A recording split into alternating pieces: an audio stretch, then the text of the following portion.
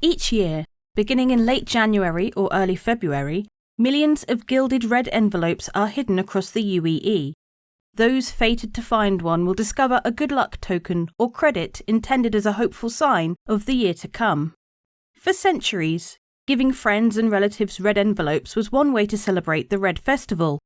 Yet, it wasn't until the 26th century that hiding the envelopes for anyone to find became part of the tradition after the Banu enthusiastically embraced it as a way to honour Casa, their patron of luck.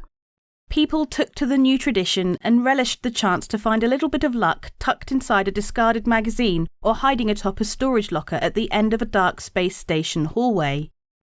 The Red Festival originated on Earth well before humanity explored the stars, when some early cultures carefully observed the moon and celebrated the start of a lunar new year. The holiday eventually became known as the Red Festival, as its reach and influence spiraled further and further away from Earth's orbit.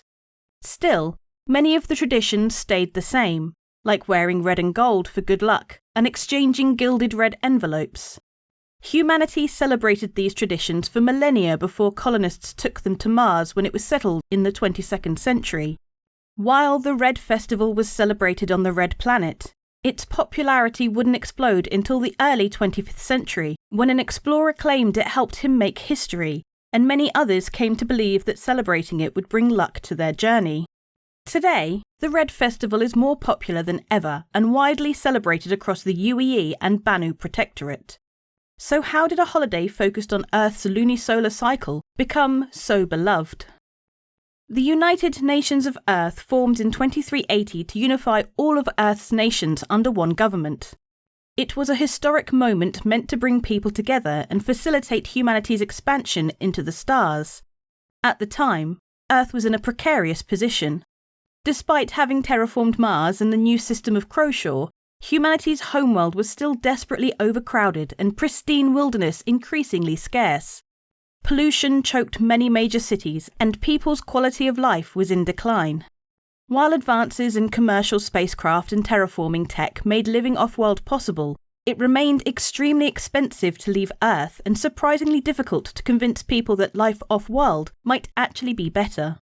To address the issue, the UNE created the Eastern Expansion Programme to support nav jumpers on their search for new frontiers and encourage people to fill colony ships. The programme was met with modest success before being rebranded Project Farstar in 2412.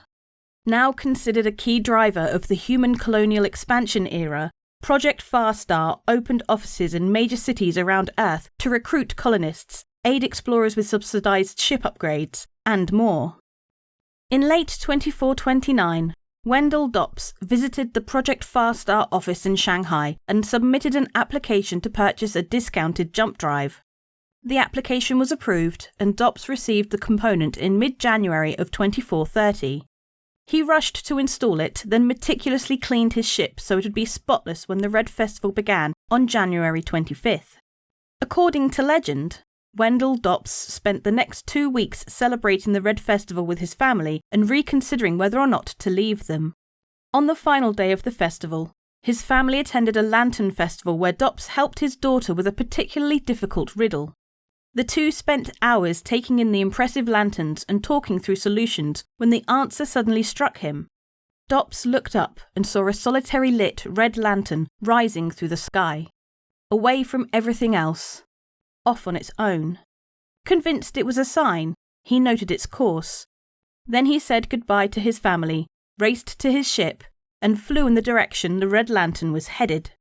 Days later, Dops discovered the jump from Sol to Davian, upending contemporary scientific thinking that predicted no additional jump point existed in the Sol system. Today, many people wonder if Wendell Dops's story about the Red Lantern might have been embellished. They point to numerous voyages Dops took into that sector of Sol before receiving his jump drive.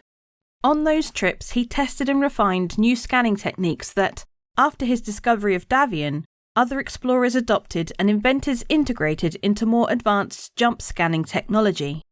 His success inspired others to try their luck launching on the final day of that year's Red Festival. The practice became so commonplace that several landing zones were forced to place a cap on launches on that day to reduce congestion.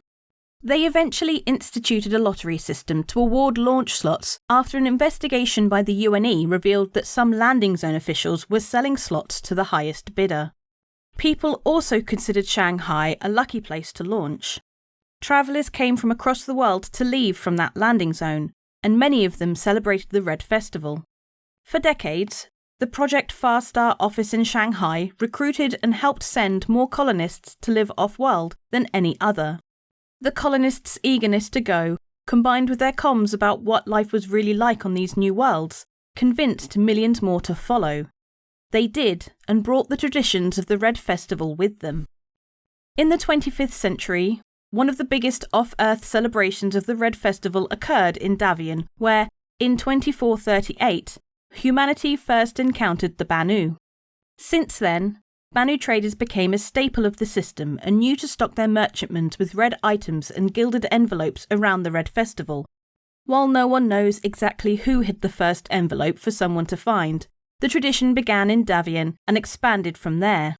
Hiding and searching for these lucky envelopes became commonplace across the empire by the early 26th century, and as the tradition grew in popularity, so did the Red Festival. All thanks in part to Wendell Dopps's discovery of Davion, the millions of colonists who celebrated the Red Festival, and the Banu who adopted and evolved its traditions. People always ask me, what's your favourite ship? And I always answer, it's NordVPN. With its powerful loadout, it wrecks pros and noobs alike. I can cruise around the verse with the added security that online threats aren't as much of a big deal. It also deals with intrusive ads, like this one, and gives you a greater accessibility to content you may want to watch on other platforms. I can watch Japanese Netflix. Is that even a thing? Maybe. You can find out with NordVPN. It is worth mentioning that CIG and Star Citizen don't actually produce a NordVPN ship yet, but NordVPN is available separately from the links below, and clicking those does help me buy spaceships, so it's basically the same thing, right? Go to nordvpn.com/BoredGamer. Get Nord, give ships. I don't know, that's an amazing promo.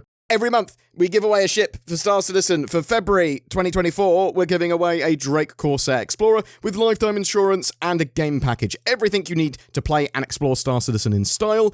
All you need to do to be in for a chance of winning that is comment on any of my videos made during this month. It is as easy as that. More details in the comments below.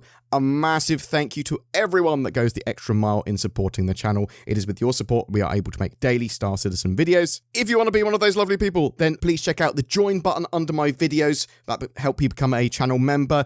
There's Patreon, there's direct donations. All the links for all of that are down below. But there are loads of non-monetary ways you can help support us. Commenting, sharing, liking, all of that sort of stuff goes a huge way in helping the channel grow. Thank you so much for watching to the end, and you have a great day.